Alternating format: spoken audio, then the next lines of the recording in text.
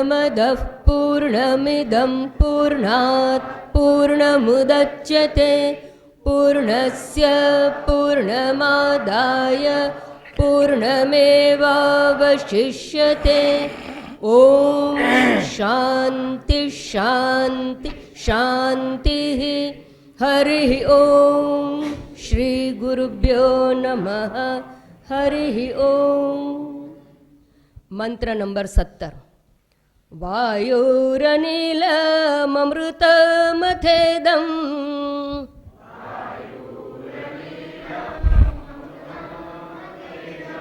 भस्मान्तगं शरीरम् ॐ क्रतो स्मर कृतगं स्मर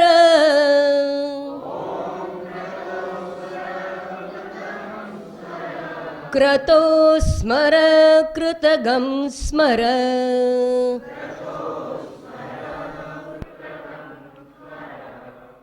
प्राण हो अनिले लीन, लीन हो देह भस्ममा। प्राण हो अनिले लीन, लीन हो आदेह भस्ममा। हे क्रतो स्मरतु ब्रह्म, ब्रह्मने कृतने स्मर। આ 52 વાર.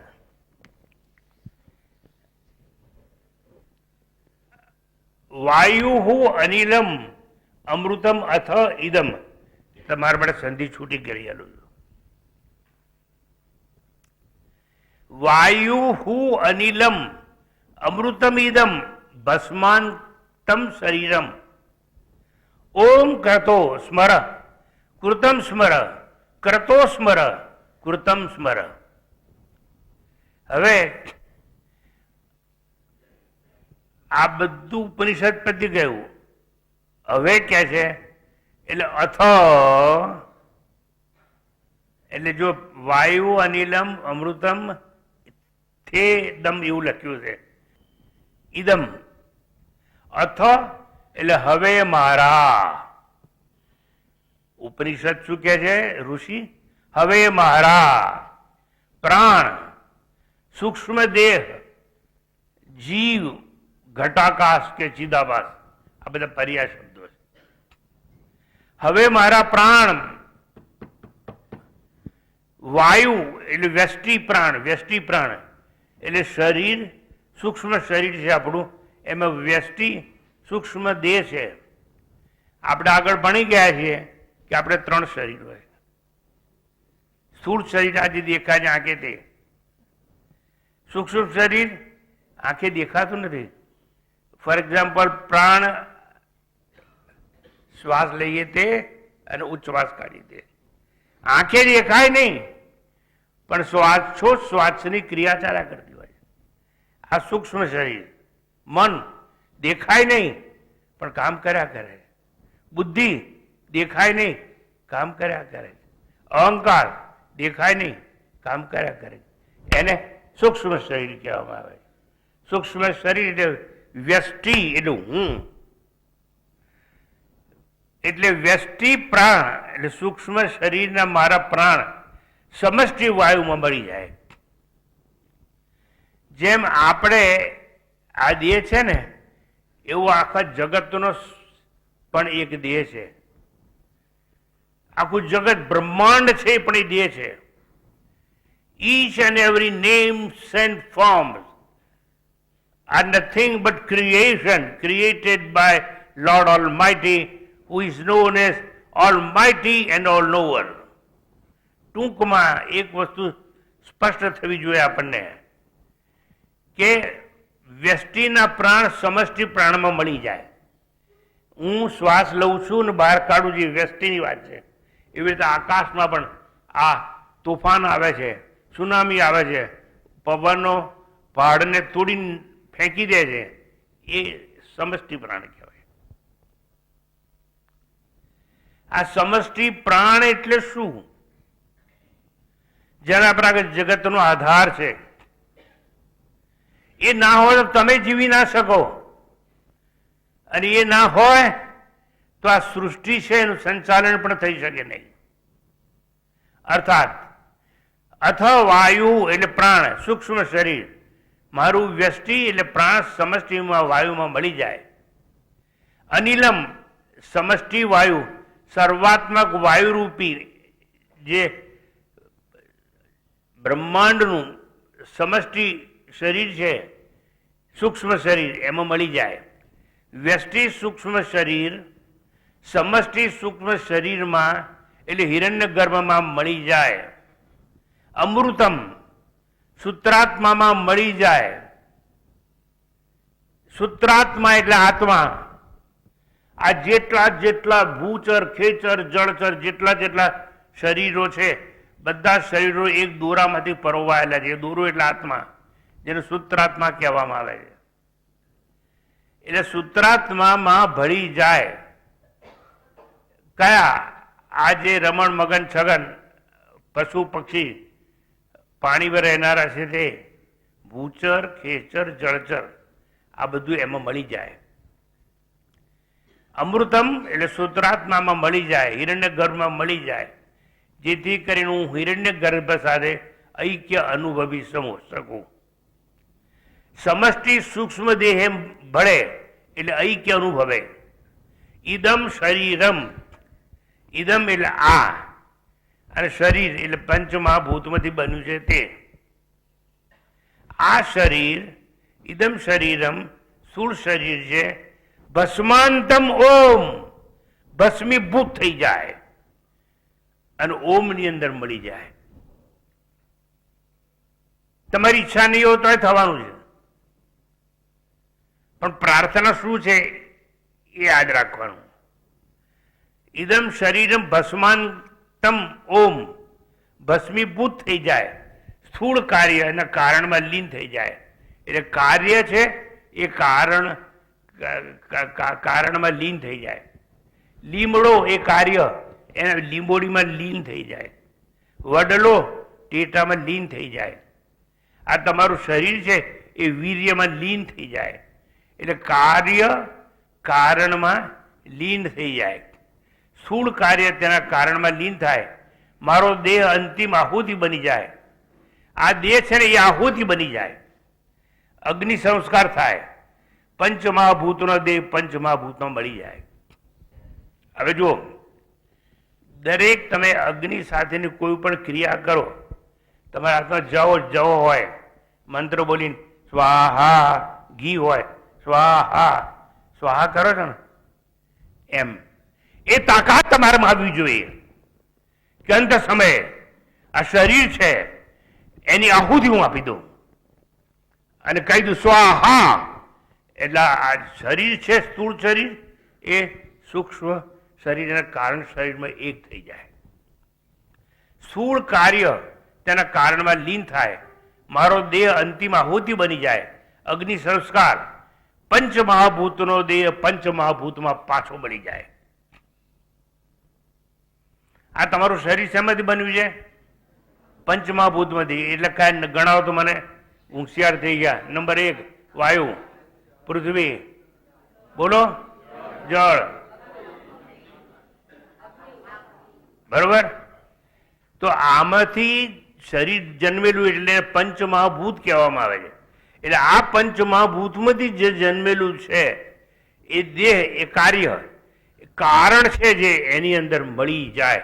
માટે હું આજે અહીં ઊભા જીવતો હોઉં ત્યારે આહુતિ આપું છું મારા શરીરને.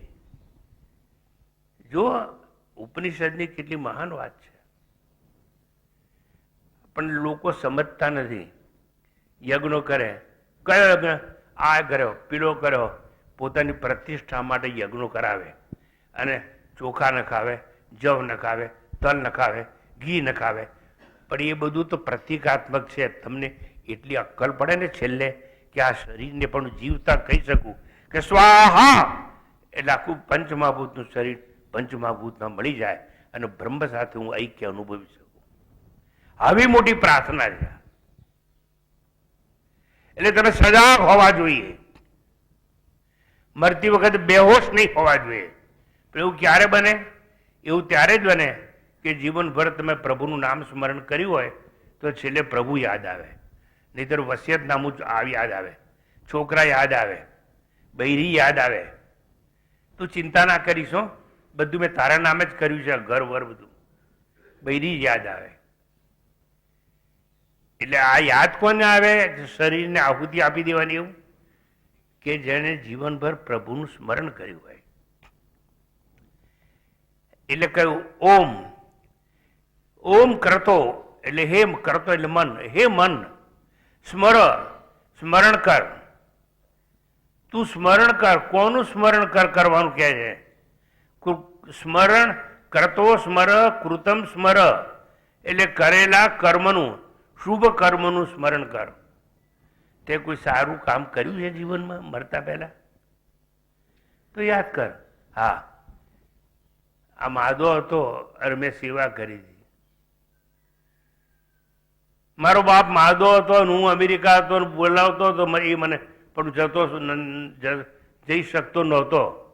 એ પણ યાદ કરવાનું.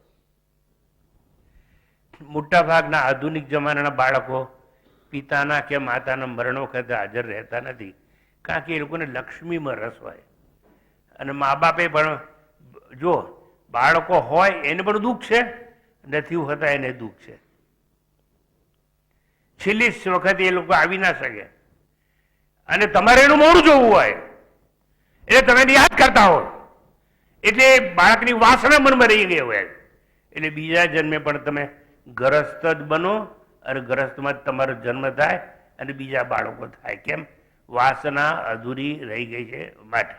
ઓકે, એટલે એ કહ્યું કરતો સ્મર કૃતમ સ્મર, કરેલા કર્મનું, શુભ કર્મનું સ્મરણ કર. અંત સમયે પરમાત્માનું સ્મરણ જ શ્રેષ્ઠ કર્મ છે અને એ શુભ કર્મ જ કામ આવશે. શાસ્ત્રોમાં, ગીતામાં બહુ સ્પષ્ટ વાત કરી છે. યમ યમ વાપી સ્મરણ ભાવમ ત્યજતી અંતે કલેવરમ તમ તમે વૈતિકમ તેય સદા તદ્ભાવ ભાવિત. અને કૃષ્ણ ભગવાને તો ત્યાં સુધી ગીતામાં કહ્યું અંતકાલે ચ મામેવ સ્મરણ મુક્તવા કલેવરમ. કલેવરમ એટલે શરીર. આ શરીર છોડતી વખતે જો તું મને યાદ કરીશ ને તો તારો પુનર્જન્મ નહીં થાય, આ શરીર નહીં મળે, તું મને જ પ્રાપ્ત થઈશ. પણ એવું થતું નથી, થાય જ નહીં. કારણ કે આપણે એટલી બધી વાસનાઓથી ભરેલા છીએ કે અધૂરી વાસના જ આપણને યાદ આવે, પરમાત્મા યાદ ના આવે. આવે પરમાત્મા જો યાદ મળતી વખતે બેડું પાર થઈ જાય. પણ ક્યારે આવે? એકલા બેઠા એ ઘરમાં, આંખો બંધ કરી હોય, પરમાત્માનું નામ લીધું હોય અને જે સમય દુઃખ કે દર્દ આવે એ વખતે પરમાત્મા યાદ આવે. જેમ જેમ દર્દ આવ્યા કરે તેમ તેમ ખુશી ખૂબ માણવી, સમજી જવું કે દિલવરે કઈ ભેટ આપી અવનવી. દુઃખ આવે દરડારવાનું ડાય. યાદ રાખજો, વાતો નથી કરતો, મારો બી અનુભવ છે. દુઃખ આવે, દર્દ આવે એટલે પરમાત્માનું સ્મરણ થવું જોઈએ અને પરમાત્મા તમારી ઉત્ક્રાંતિ તરફ તમને લઈ જશે. જેમ જેમ દર્દ આવ્યા કરે તેમ તમે ખુશી ખૂબ માણવી. તમારી પરીક્ષા છે. સમજ મને કીધા કર મારી બહેરી છે ને નાહી ગઈ, બહુ સારું થયું. નરસિંહ મહેતા હતા કે ભલું થયું ભાગી જંજાળ. હે સુખે ભજશું, સુખે ભજશું પૈસા પૈસા, પણ સુખે ભજશું શ્રી ભગવાન. જો મહાપુરુષો કેવું બધું કહી ગયા છે, પણ આપણે દુઃખ આપે એટલે રોદડા રોવા વાળી. આપણને કોઈ છોડીને જાય તો સુખી થવાનું, ઝંઝટ ગઈ તો માણસ સુખી થઈ જાય. તમે વિચાર કરો, તમે શું છોડી શકવાના છો? અને એક વસ્તુ યાદ રાખજો, તમે જેને પાસે રાખ્યા હશે ને એને ભૂલી જશો, પણ તમે જેને છોડ્યા હશે ને એનું વારંવાર સ્મરણ થયા કરશે, બીકોઝ ઓફ ગિલ્ટ ફિલિંગ. અને માણસને છોડાય કેવી રીતે? એની સ્મૃતિ છોડાય, એની યાદદાસ્ત છોડાય? એ તો યાદ જ આવે, મેં આને છોડ્યો, આને છોડ્યો, આને છોડ્યો.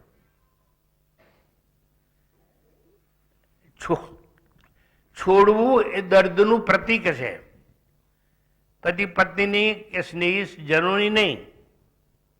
મેં ખાવાનું છોડ્યું, મેં ફળાહાર છોડ્યું, મેં સંગમ છોડ્યો, મેં સ્નાન છોડ્યું. છોડવામાં દર્દ છે, પણ દર્દમાં ઉદ્ધાર છે. એ મેં અનુભવ્યું. તો અહીંયા કહ્યું કરતો સ્મર કૃતમ સ્મર, એટલે કરેલા કર્મનું સ્મરણ કરો. હે કરતું, કરતો સ્મર, હે કરતું, હે મન, તું સ્મરણ કર. કૃતમ સ્મર, કરેલા કર્મનું સ્મરણ કર. આ તમારા જે શબ્દો છે એનું ભાષાંતર હવે તત્વજ્ઞાનમાં આપણે આગળ જઈએ છીએ. અથો ઇદમ ભસ્માંતમ શરીરમ, આ દેહ ભસ્મ થઈ તેના ઉપાદાન કારણ માયામાં પંચભૂતમય પ્રપંચમાં મળી જાય. આ શરીર જેમાંથી જન્મેલું છે એમાં મળી જાય એવી જીવતા પ્રાર્થના કરતા આવડે. ક્યારે?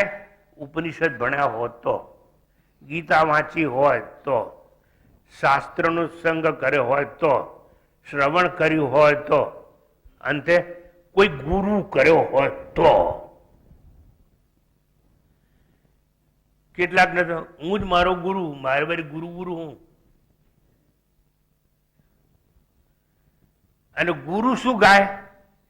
ગુરુ ગુરુ કરતા જાઓ મારા પ્રાણ. સ્વામીજી શું આવે છે? જાઓ મારા પ્રાણ દત્તા, જાઓ મારા પ્રાણ. એટલું જ હું માગું છું કે ગુરુ ગુરુ કરતા જાઓ મારા પ્રાણ. જેને મને જીવન શું છે સમજાયું, જીવ શું છે સમજાયું, જગત શું છે સમજાયું, સમજાઈને એનો ત્યાગ કરો એ સમજાયું. એવા ગુરુનું સ્મરણ કરવાનું. ત્યારે આપણે શેનું સ્મરણ કરીએ છીએ મારે નથી કેવું, તમને બધાને યાદ છે. તો દેહ કાર્ય એના કારણમાં વિલીન થઈ જાય. પ્રાર્થના સ્પષ્ટ કરે છે કે આ અંતિમ સમયની અંતિમ આજીજી કે પ્રાર્થના છે. જે સમયે સ્થૂળ દેહ ભસ્મ થવા સ્મશાને પ્રસ્થાન કરશે, જ્યારે જીવાત્મા સૂક્ષ્મ દેહ, લિંગ દેહ કે ઉત્ક્રમણ કરશે, બધા પર્યાય છે.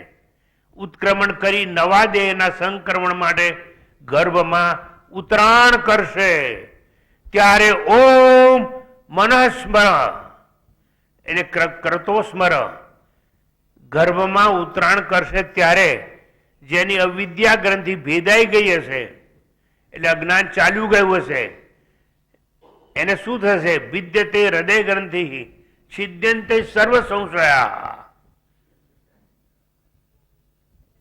મુંડક ઉપનિષદ એવું કહે છે, વિદ્યતે હૃદય ગ્રંથિ છિદ્યંતે સર્વ સંશયા. તો એને આત્મજ્ઞાન થશે, થશે અને થશે. હૃદય ગ્રંથિ છેદી ગઈ હશે તો તેવા જ્ઞાનીનો સૂક્ષ્મ દેહ ભંગ થાય, માટે પુનર્જન્મ નથી. જો અંત સમય હૃદય ગ્રંથિ હું કરતા છું, હું ભોગતા છું, હું શરીર છું, જીવ છું, આવી ગ્રંથિ ભેદાઈ ગઈ હશે તો એનો પુનર્જન્મ થશે નહીં અને જન્મ મૃત્યુના ચક્રમાંથી એ મુક્ત થઈ જશે. કોણ કહે છે? ઉપનિષદો કહે છે, ય અકામઃ નિષ્કામઃ આપ્તકામઃ આત્મકામઃ. આવો એટલે કેવો? જે અકામ, જેની કામના કે વાસના નહીં હોય, નિષ્કામ થઈ ગયો હશે, આપ્તકામ, એને પોતાના આત્મા સિવાય કંઈ જોઈતું નથી હવે. અને આત્મકામો, આત્માની જ ઈચ્છાવાળો જે હશે એનો પુનર્જન્મ થશે નહીં.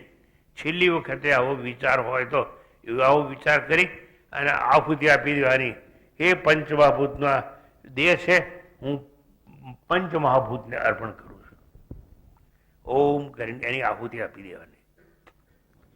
નિર્ગુણ નિરૂપાધિક બ્રહ્મ શ્રુત્વ સત્વ પ્રધાન માયાના યોગથી સોપાધિક બ્રહ્મ ઈશ્વર બને, તથા મલિન સત્વ પ્રધાના અવિદ્યાના યોગથી પરિચ્છિન્ન જીવ અપરિચ્છિન્ન બ્રહ્મ બને. એ જ પ્રાર્થના અહીંયા સમજાવવામાં આવી. જીવ છે, અનેક છે. એ જીવ ભાવ કરતા ભોગતા ભાવ મિટાવી અને અકર્તા અને અભોગતા ભાવમાં પરિણિત થાય. ન તસ્ય પ્રાણા ઉત્ક્રામંતી બ્રહ્મૈવસન બ્રહ્માપેતી. એનું પરિણામ શું આવે? એના પ્રાણ ઉત્ક્રમણ કરશે નહીં. છેલ્લી વખત શું થાય છે?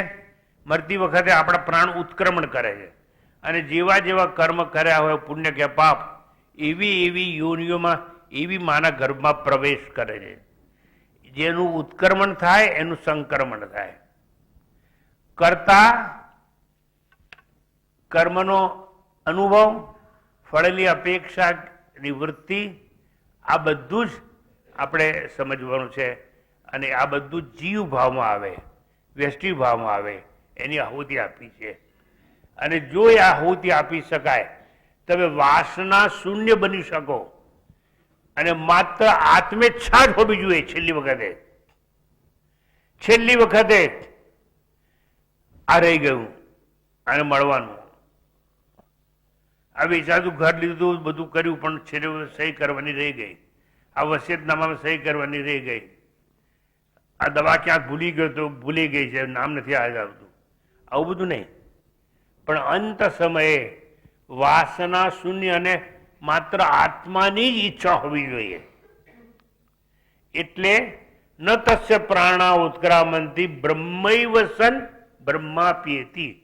એટલે માત્ર આત્માની જ ઈચ્છા બાકી હોય. આપણે આગળ જોઈ ગયા, ય અકામ નિષ્કામ આપ્તકામ. માત્ર આત્માની જ ઈચ્છા બાકી હોય. આત્મકામો, આત્માની જ ઈચ્છા વાળો જે કોઈ હોય એવો હોય એનો પુનર્જન્મ થાય નહીં. હું શું સમજાવું છું? તમારી વાત. હું શું સમજાવું છું? તમારા મોતની વાત. મોતથી ડર લાગે છે? હું જેટલા લોકોના ઘરડા મા બાપને મળવા જાઉં છું એ લોકો મને એવું કહે છે, સ્વામીજી સ્વામીજી એને સ્વામીજી એને કોને મને લઈ લે. હવે શું કેમ લઈ લે? આટલા વર્ષો હું હજામત કરી હતી. લઈ લે લઈ લે લઈ લે રટણ કરીને બેઠો છે. દુષ્કર્મ કર્યા હોય તો લઈ લે 1, ત્યાં ગરબા ગાતા હોય તો લઈ લે 2, બોલાતું નોન મોહમ્મદ થૂક ઉડતું હોય એટલે આપણે કહીએ લઈ લે. હાથમાં લાકડી પકડાતી ના હોય અને ગઠોડિયા ખાતા હોય એટલે આપણે કહીએ લઈ લે. હારા હાથા તાંદી કીધું લઈ લે? ના. લોકો જોડે મારામારી કરવી છે તારે કીધું લઈ લે? ના. હજુ વેર લેવું છે, હજુ પેલા પછાડવો છે, એને બતાવી દઈશ કે હું કોણ છું. એવી વિચારધારા આપણી ચાલતી હોય છે. તો એ બધું મૂકી અને અંત સમયે ઉત્ક્રમણ કોનું ના થાય? જે પોતે બ્રહ્મને જાણી અને બ્રહ્મને જ પ્રાપ્ત થઈ જાય. બ્રહ્મવિત બ્રહ્મૈવ ભવતી. બ્રહ્મને જાણનારો બ્રહ્મથી અલગ રહેતો નથી. તમે અત્યારે રમણ મગન છગન એવું માનો છો, હું ડોક્ટર, એન્જિનિયર, ચાર્ટર્ડ એકાઉન્ટન્ટ એવું માનો છો, એવું નહીં. તમે આત્મા છો, સત છો, ચિત્ત છો, આનંદ છો. એવું જ્યારે સમજો, અંત સમય પણ સમજો છો, તો તમારો પુનર્જન્મ નથી અને જન્મ અને મૃત્યુના ચક્રમાંથી આપણે મુક્ત થઈએ. અર્થાત અવિદ્યા મુક્ત બની જઈએ. એને ઉત્ક્રમણ નથી અને એને ઉત્ક્રમણ ના હોય, એને સંક્રમણ ના હોય. અર્થાત સૂક્ષ્મ દેહનો ભંગ છે તેવા જ્ઞાની વાસના પ્રક્ષયો મોક્ષ માટે જીવન મુક્ત છે. આ કે આ માણસ જીવન મુક્ત છે. જીવન મુક્ત એટલે કોણ? હવે એને જીવન નહીં મળે, એ કોઈ યોનિમાં નહીં આવે. ભૂચરમાં એટલે પગે ચાલનારમાં નહીં, જળચર માછલા મગર દેડકા બનશે નહીં, પાંખો લઈને ઉડશે આકાશમાં ખેચર નહીં, કોઈ યોનિમાં નહીં આવે. કેમ? છેલ્લે છેલ્લે એણે વિચાર્યું કે હું બ્રહ્મ છું અને હું બ્રહ્મ થઈને બ્રહ્મને પ્રાપ્ત થઉં છું. બ્રહ્મવિદ બ્રહ્મૈવ ભવતી, અને પોતે બ્રહ્મ બની જાય છે. જે અવિદ્યાગ્રસ્ત છે, વાસનાગ્રસ્ત છે, તેને કર્મ, ઉપાસના અને જ્ઞાનના સંસ્કાર છે, તે પ્રમાણે તેની ગતિ નિશ્ચિત થાય છે. અત્રે મંત્રમાં પ્રાર્થના છે કે કઈ પ્રાર્થના છે? અમૃત, અમરતા માટે.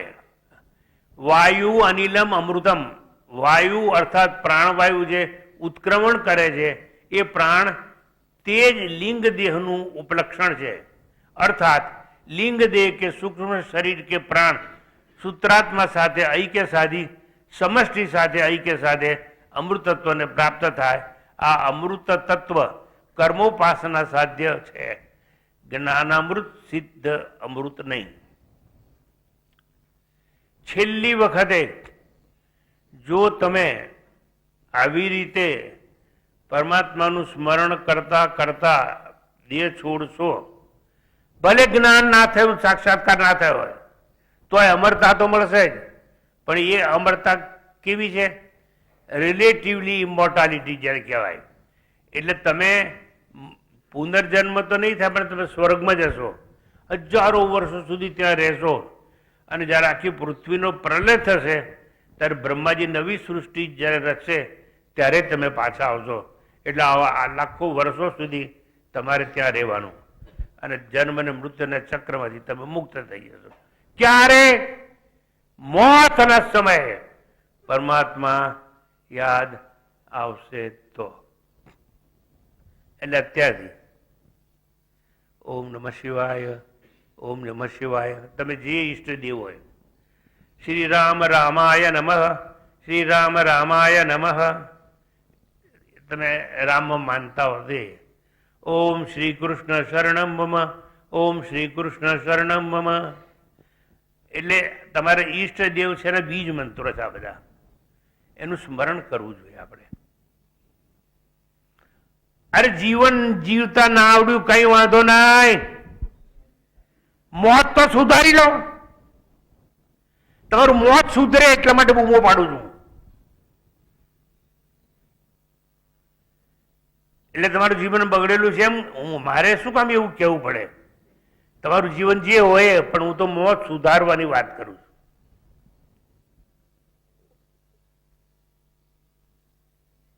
તમે અહીં કેમ આવ્યા સવારના ભરમાં?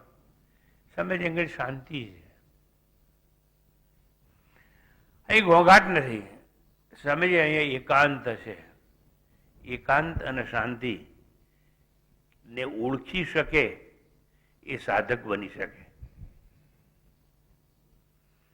લોકોને એકાંતમાં અને શાંતિની જગ્યા રહેવું નથી. ક્યાં રહેવું છે?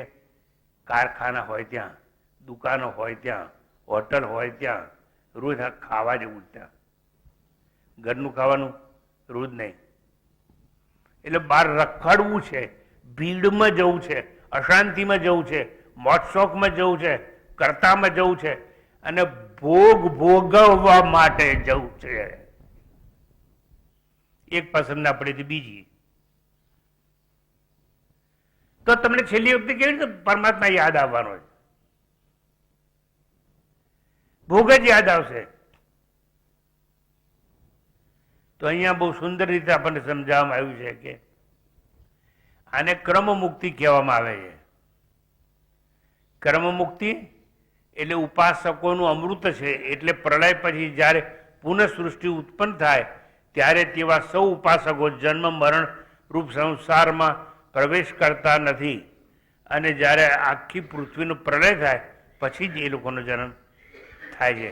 પ્રલય થઈ પૃથ્વીનો અને પાછું એ નવસર્જન થાય ત્યારે. આ અમૃત તત્વ કર્મોપાસના સાધ્ય છે. જ્ઞાનામૃત સિદ્ધ, અમૃત નહીં. અર્થાત કર્મોપાસનાથી સૂક્ષ્મ દેહ કે જીવ ઉત્તરાયણ માર્ગે બ્રહ્મલોકમાં જાય, કલ્પના અંત અને મહાપ્રલય સુધી રહે, અને અંતે જ્યારે હિરણ્યગર્ભ મુક્ત થાય ત્યારે તેની સાથે મુક્તિ મળે. ક્રમ મુક્તિ એને કહેવામાં આવે છે. ક્રમ મુક્તિ અમૃતત્વ આ ઉપાસકોની વાત છે. જે લોકો બહુ ઉપાસના કરતા હોય એને પણ ફળ તો મળે જ છે, પણ એ આવી જાતનું ફળ મળતું હોય છે. પણ જે લોકો અંત સમય પર બ્રહ્મને યાદ કરતા હોય એને વાત કરી મેં કે એ લોકો યોનિથી મુક્ત થઈ જતા હોય છે. અંત સમય પ્રાર્થના કેમ? લાસ્ટ, અંત સમયે પ્રાર્થના કેમ?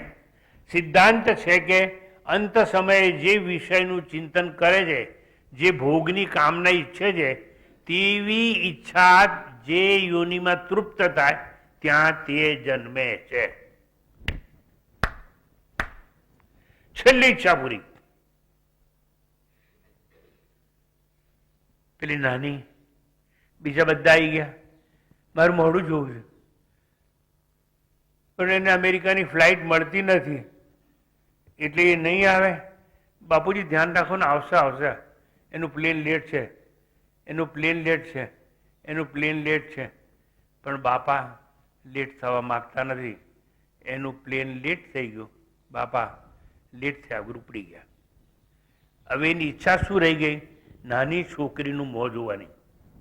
એટલે એનો બીજો જન્મ માણસમાં જ થવાનો, અને એને છોકરી આવવાની, અને એ છોકરીનું મોં જોશે જોશે જોશે, અને છોકરીની વિદાય આપીને રોશે રોશે રોશે. કારણ કે એ નિશ્ચિત છે એની વાસના પ્રમાણે. તો એક વસ્તુ સમજવાનું, કામાન્ય કામયતે મન્યમાન સ કામ બિરજાયતે તત્ર તત્ર. હે અર્જુન, અંત સમયે જે પદાર્થનું સ્મરણ કરતા મનુષ્ય શરીર છોડે છે તે પદાર્થને તે પ્રાપ્ત કરે છે. કારણ હંમેશા તેણે જેનું ચિંતન કર્યું હોય એ જ એને મળે. અને જો ભગવાનનું ચિંતન કર્યું હોય તો અંતે પરમાત્માને એ પ્રાપ્ત થાય છે. યમ યમ વાપી સ્મરણ ભાવમ ત્યજતી અંતે કલેવરમ તમ તમે વેતિ કૌંતેય સદા તદ્ભાવ ભાવિત. આવું ગીતા પણ આપણને આ જ વાત સમજાવે છે. મૃત્યુ સમયે સાવધાન રહેવાનું, સભાન રહેવાનું, પ્રાર્થનાનું સામર્થ્ય રહેલું હોય એ અનિવાર્ય છે.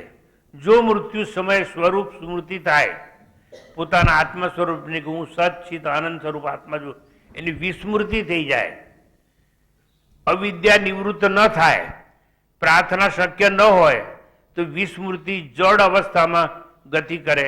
અંત સમયે પરમાત્માનું સ્મરણ જરૂરી. નામ સ્મરણમાં ઓમનું સ્મરણ સર્વોત્તમ છે. તમે આખું નમઃ શિવાય ના બોલી શકો ને, ઓમ ઓમ ઓમ આખું બોલી શકો, ઓમ નમઃ શિવાય ઓમ નમઃ શિવાય, એના જેવું શ્રેષ્ઠ કે નહીં. નામ સ્મરણમાં ઓમનું સ્મરણ સર્વોત્તમ છે. મંત્રમાં ઓમ કરતો સ્મર એવી પ્રાર્થના એટલા માટે અહીંયા કરવામાં આવી છે. ઓમનું સ્મરણ એટલે પરબ્રહ્મનું સ્મરણ.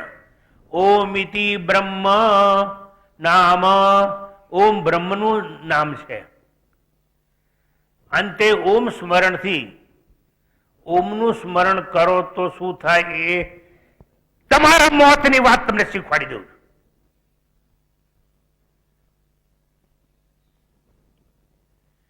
પણ સમજી ધીરેથી બોલીને કહેતા હોય તો,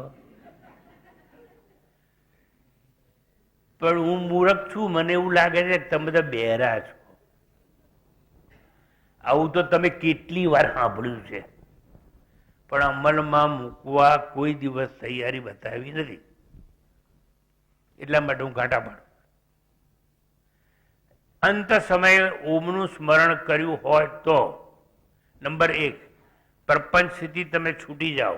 નંબર 2 જડતાથી તમારી જડતા નષ્ટ થઈ જાય. નંબર 3 મોહ નાબૂદ થાય. નંબર 4 ભયથી મુક્ત થવાય. નંબર 5 સૂક્ષ્મ શરીરને ઉત્ક્રમણમાં અને લોકાંતર ગતિમાં સહાયતા મળે. નંબર 6 ઓમકાર રક્ષક છે, ઓમકાર કલ્યાણકારી છે, ઓમકાર સ્મરણથી આત્મતુષ્ટિ થાય છે, ઓમકારના સ્મરણથી અંતર્મુખી થવાય છે. મંત્રમાં કહ્યું છે કે સ્થૂળ દેહનો મોહ છોડો, ચપટી દેહ ભસ્મ સાથે અર્પણ કરી દો. આ શરીર શું છે? ચપટી દેહ છે, દેહ છે. આ ચપટી આહુતિ આપી દો એની. મંત્રમાં કહ્યું છે કે સ્થૂળ દેહનો મોહ છોડી ચપટી દેહ ભસ્મ છે. ઇદમ ભસ્માંતમ શરીરમ મંત્રમાં આવી ગયું. ઇદમ ભસ્માંતમ શરીરમ. ભસ્મમાં મોહ કેવો? જો તમે આ શરીરને રખ્યા કે ભસ્મ સમજશો તો એમાં મોહ નહીં થાય.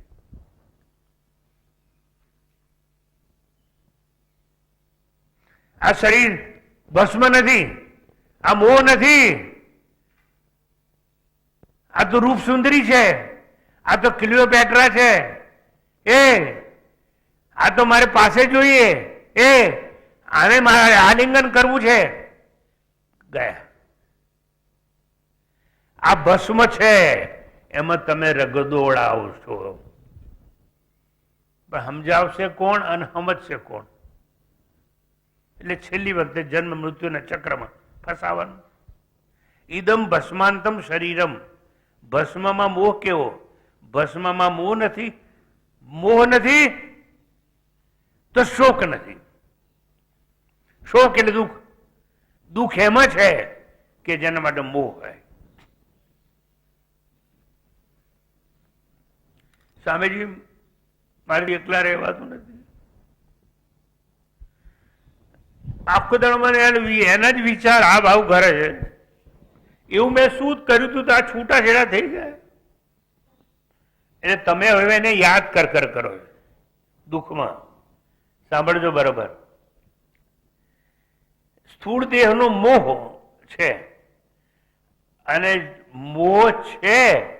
મોહ છોડો. ક્યારે છોડી શકશો? એ ભસ્મ છે એવું સમજશો ત્યારે.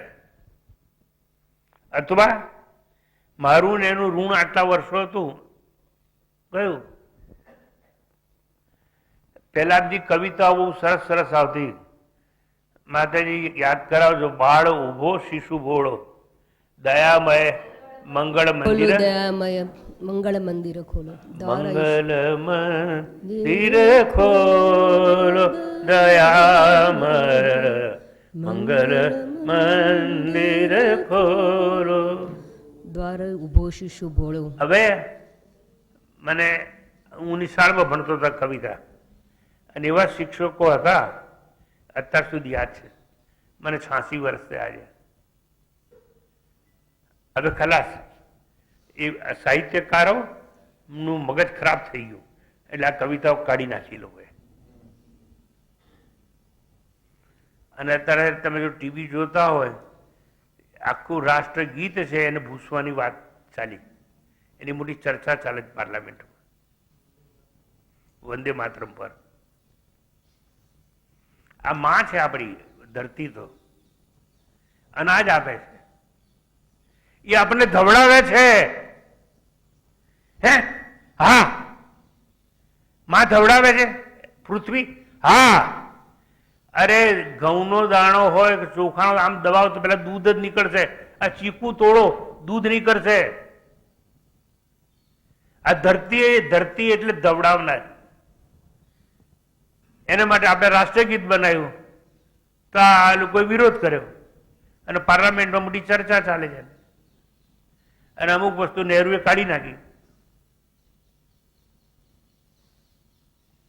પણ આપણી ચર્ચામાં પડવા નહીં. ખાલી વાત કરું ફરતી. આપણે એવી ચર્ચામાં પડવાનું નહીં. કેમ? મને કહો તો કેમ? એટલે કોને? એ પાર્લામેન્ટ વાળા જે ચર્ચા કરે ને એમાં પડાય નહીં. કેમ? એક જંગલ હતું, એમ એક હાથી રહેતો હતો, એક ગધેડો હતો. બે જણા 4 રસ્તા પર ભેગા થઈ ગયા. તો હાથી કહે કે આકાશ છે ને એનો રંગ વાદળી છે, તો ગધેડો કહે કે એનો રંગ લીલો છે. તો હાથી કે હું મોટો કે તું મોટો? હું તને કહું છું હાવર ગધેડા, આકાશનો રંગ વાદળી છે. પેલો ગધેડો કે તું મોટો છે એટલે તને દેખાતું નથી હરખું, તારી આંખો તો આટલી છે, તને કેવી દેખાય? મારી આંખો મોટી છે, ગધેડો કે છે, અને આકાશનો રંગ કેવો છે? લીલો છે. આમ ઝઘડો ચાલતો હતો, એટલામાં ત્યાંથી એક શિયાળ ભાઈ નીકળ્યા. એટલે કે ઝઘડો નહીં, એવું છે, ઝઘડવા નહીં. આપણા જંગલના રાજા સિંહ છે, એની પાસે જઈએ અને એ ન્યાય આપણને આપશે. તે ભાઈ બધા રાજા ભાઈ સિંહ પાસે ગયા. તો પેલો હાથી કહે કે આકાશનો રંગ વાદળી છે, પેલો ગધેડો કે આકાશનો રંગ લીલો છે, હવે તમે ન્યાય આપો. તો બધાને કે બેસો, હું ન્યાય તોલું છું. અને પછી ન્યાય એમને આપ્યો. હાથી ક્યાં છે? તો આ ઉભો, પેલા એને 20 કોયડા મારો. હાથી કે મેં કીધું આકાશનો રંગ વાદળી છે, મેં શું ભૂલ કરી? મારો ગુનો શું છે? 20 કોયડા મને કેમ મારો છો? એટલે પછી સિંહ તો રાજા, એટલે એને એમ કહ્યું, તને ખબર નથી કે આ ગધેડો છે? તો ગધેડો છે, તો ગધેડા જોડે કોઈ દાડો ચર્ચા થાય નહીં, વાદ વિવાદ થાય નહીં. એમાં વંદે માતરમની ચર્ચા થાય છે ને પાર્લામેન્ટમાં, આપણે પડાય નહીં. આપણું ઉપનિષદ કરવાનું અને દેહને ચપટી ભસ્મ મારી અને આહુતિ આપી દેવાની. નહીતર આપણી ગણતરી કોનામાં થશે એ મારે કેવું નથી, તમે સમજી ગયા છો. તો જુઓ, મંત્રમાં કહ્યું છે કે સ્થૂળ દેહનો મોહ છોડી દો, અને જો મોહ છોડી દેશો તો દુઃખ છૂટી જશે. કોઈ પણ વસ્તુમાં મોહ છે માટે જ દુઃખી થઈએ છીએ આપણે. મંત્રમાં કહ્યું છે કે સ્થૂળ દેહનો મોહ છોડો અને દેહ ચપટી ભસ્મ છે એવું માનતા રહો. આ તમારે જેટલા સગા વાલા બાપ મા બધા જ છે ને, છેવટે તો ભસ્મ રખ્યા થવાના છે. કેટલાક કવિઓ કહે છે એક ટોળું જતું હતું અને ખભે કઈ ઉચકેલું હતું. આ શું છે? આ શેની ધમાલ છે? કોઈની જાન ચાલી જાય છે કે કોઈનો જાન ચાલ્યો જાય છે, કે કોઈનો જાન ચાલી જાય છે. એક વસ્તુ સમજી લેવાની આના પરથી, ભસ્મમાં મોહ કેવો?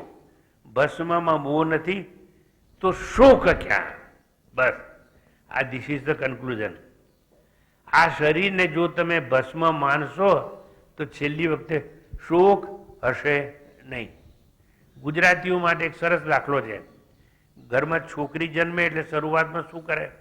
લક્ષ્મીજી આયા, લક્ષ્મીજી આયા, લક્ષ્મીજી આયા. પછી જયારે એને વળાવવાની થાય ને ત્યારે ભેંકડા મૂકીને બધા રોતા હોય. એટલે લક્ષ્મીજી આયા તો તું રૂવે છે કેમ? વળાવી તો પડશે જ ને. તો સાહિત્યકારો બધા કહેતા છોકરી જન્મે ને સાપના ભારા કહેવાય, રખાય નહીં, મોકલવી જ પડે. હા હારે એમ. તો જુઓ, એ છોકરી માટે જેટલો વધારે મોહ હશે ને એટલું રોવાનું વધારે હશે, શોક વધારે હશે. જેનો મોહ હોય એનો શોક હોય. મોહ જ નહીં રાખવાનો તો શોક થશે જ નહીં. તત્ર કો મોહ ક શોક એકત્વમ અનુપશ્યત. આ પ્રમાણે એકત્વનું દર્શન કરશો બ્રહ્મનું તો આ શોકમાંથી આપણે મુક્ત થઈ શકીશું. અત્રે પ્રાર્થના અંતિમ છે કે વાયુ નિલયમ અમૃતમ, વાયુ અનિલમ અમૃતમ. હવે મારો પ્રાણવાયુ, મારો પ્રાણ સૂક્ષ્મ દેહ, સમષ્ટિ પ્રાણ, હિરણ્ય ગર્ભ, સર્વાત્મક સૂત્રાત્મામાં ભળી જાવ એવી પ્રાર્થના છે. આ બહાર જે વાયુ છે ને એ વાયુમાં મારો પ્રાણવાયુ ભળી જાય એવી ભગવાન મારી પ્રાર્થના છે. વ્યષ્ટિનું સમષ્ટિમાં વિલીન થવું એ જ અમૃત તત્વ છે, બ્રહ્મલોકની પ્રાપ્તિ છે, ક્રમ મુક્તિ છે. પ્રાર્થનાનું તાત્પર્ય એટલું જ છે કે આ સૂક્ષ્મ દેવ હિરણ્ય ગર્ભમાં અવસ્થા પ્રાપ્ત કરે એ જ અમૃત અને ક્રમ મુક્તિ કહેવામાં આવે છે. માટે કહ્યું ઇદમ ભસ્માંતમ શરીરમ. પ્રાર્થના છે દેહના અગ્નિ સંસ્કાર પૂર્વે હું આ દેહને આહુતિ રૂપે અર્પિત કરી દઉં છું. તમે જેટલા જીવો છો ને અત્યારે એટલે જીવતા છો કે નહીં? સાંભળો છો કે નહીં? આજે ઘેર જઈ એક રૂમમાં બંધ કરીને તમારી બૈરીને હાજર ના રાખશો, નહીં તો મોકાણ થશે. તમે કહેજો કે હું ચપટી ભસ્મ છું. બાયનું તોડીને પેલી અંદર આવશે, ગળે વળગીને શું કરશે મને ખબર નથી. એટલે એકલા શાંતિમાં એકાંતમાં આ ધ્યાન છે. આ સાચું ધ્યાન છે પરમાત્માનું, કે આ શરીર છે તમને સોંપી દીધું મેં. એ મહાન અગ્નિ વૈશ્વાનર ચપટી ભસ્મ ની આહુતિ આપું છું. સ્વાહા એમ.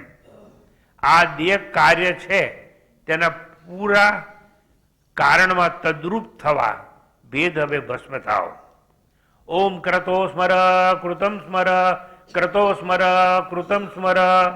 એટલે હે મન, મારા સંકલ્પાત્મક મન, કરેલા કર્મનું તું સ્મરણ કર. સ્મરણ કર હે મન, કૃત કર્મનું સ્મરણ કર. સારા કર્મનું અને ખરાબ કર્મનું સ્મરણ કર અને યાદ કર કે મેં જે જે કર્મ કર્યું છે એનું ફળ મને સારું કે ખરાબ મળે, પણ હું આ શરીર છે એ મારું નથી, તે મને વાપરવા આપેલું એવું તને પાછું આપી દઉં છું. ધણીની થાપણ ધણીને સોંપી મટી ગયું સાચવવું. બોલો આગળ.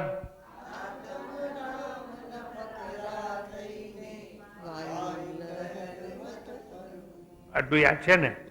મરતા પહેલા બોલજો. અત્યારે યાદ છે ને? મરતા પહેલા બોલજો, સુખી થઈ જશે. એટલે કે કરતો કર્મ સંકલ્પજન્ય. સંકલ્પ થાય પછી કર્મ થાય. સંકલ્પ કર્મનું સૂક્ષ્મ સ્વરૂપ છે, જ્યારે કર્મ સંકલ્પનું સ્થૂળ સ્વરૂપ છે. સર્વ સંકલ્પ સંન્યાસી યોગારૂઢો તદોચ્યતે. ગીતા મોટો ઉપદેશ આપ્યો. આ કપડા મેં પહેર્યા છે ને, that is we are not સંન્યાસી. આ કપડા તો તમે ગમે તે પહેરી શકો. કપડાથી કોઈ સંન્યાસ બનતું નથી.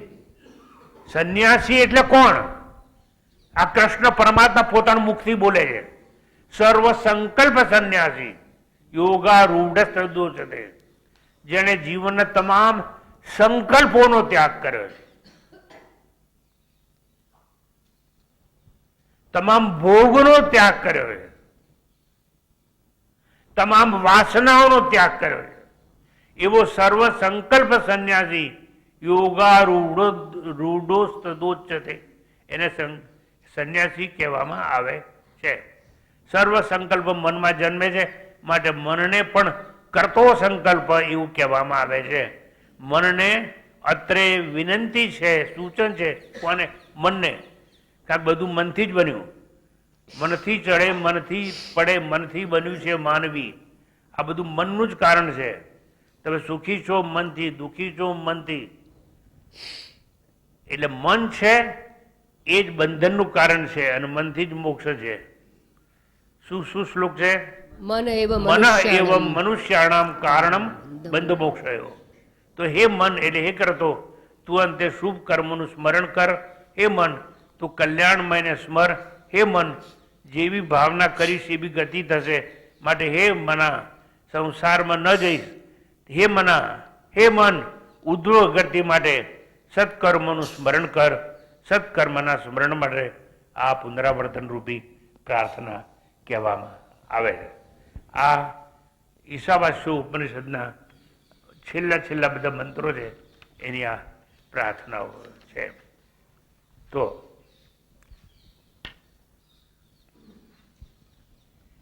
આ બે શ્લોક છે એ અંતિમ સમયની પ્રાર્થના માટે છે, જેનો આજે આપણે ઉલ્લેખ કર્યો. અને હવે આના પછીનો જે મંત્ર છે એ પણ કેવો છે? પ્રાર્થના માટેનો છે. અગ્નેનય સુપથારાય અસ્માન વિશ્વાની દેવ વયુનાની વિદ્વાન. આવી જે પ્રાર્થના છે એ ઈશાવાસ્ય ઉપનિષદની અંતિમમાં અંતિમ પ્રાર્થના રૂપી શ્લોક છે, જેના પર આવતા રવિવારે આપણે ચર્ચા કરવામાં આવશે.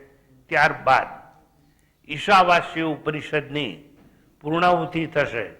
પૂર્ણાહુતિ સમયે સમગ્ર 18 મંત્રોનું અહીં પુનરુચ્ચારણ કરવામાં આવશે અને ત્યારબાદની વાત આવતા રવિવારે કરવામાં આવશે.